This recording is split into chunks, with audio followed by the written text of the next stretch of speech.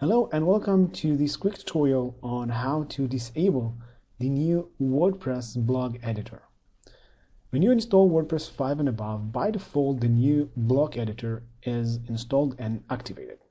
And you may wonder why would you like to disable it in the first place. So as much as I usually prefer to keep my WordPress plugin themes and components up to date, the new Block Editor is still at this point not 100% compatible with all plugins and themes and may sometimes cause error messages in your site.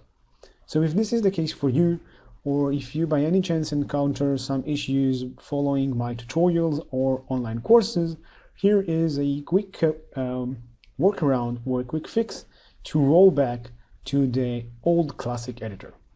So to do that, you need to go to your website plugin section and click on Add New.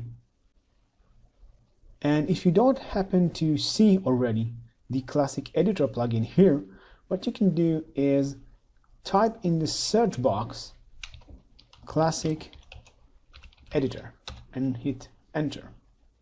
And now for sure you will see the classic editor as the first search result.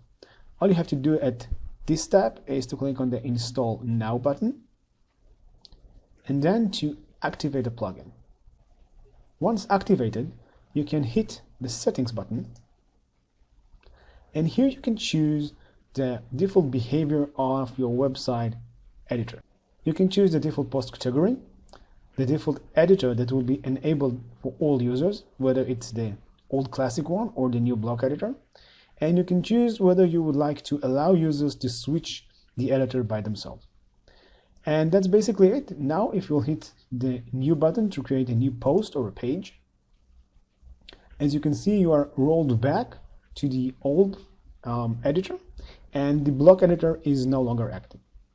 So this is it. This is how to roll back to the default WordPress standard text editor. And if you encounter any issues, any problems with the new one, just follow this tutorial and roll back.